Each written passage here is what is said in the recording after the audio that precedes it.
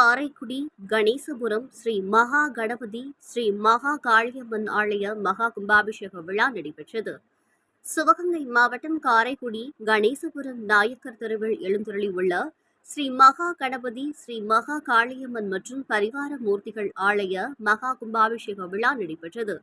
June 12ஆம் தேதி அன்று காலை 8:01 மணிக்கு கணபதி ஹோமம் யாகசாலை பூஜையுடன் துவங்கி மாலை 7 மணி முதல் காலையாக பூஜை நடைபெற்றது. பின்பு 13ஆம் தேதியன்று காலை 7 மணிக்கு 2ஆம் கால யாக பூஜையுடன் துவங்கி கோபூஜை 2ஆம் கால மகா பூர்ணகுதி நடைபெற்று தீபம் காட்டப்பட்டு கடம் புறப்பட்டது.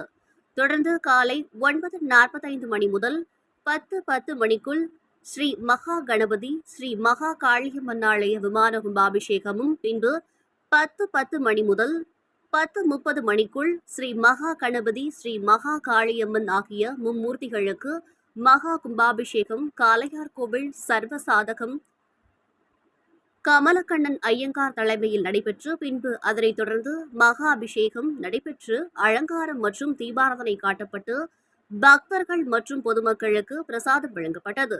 பின்பு காரைக்குடி அனைத்திந்திய அண்ணா திராவிட முன்னேற்றக் கழக தொண்டர்களின் உரிமை மீட்பு குழு மாநகர வடக்கு செயலாளர் முன்னாள் மாமன்ற உறுப்பினர் ரவியின் சார்பாக மாபெரும் அன்னதானம் நடைபெற்றது. இக்கும்பாபிஷேக விழாவில் காரைக்குடி மாநகர மேயர் முதுதுரை சிறப்பு விருந்தினராக கலந்து கொண்டார்.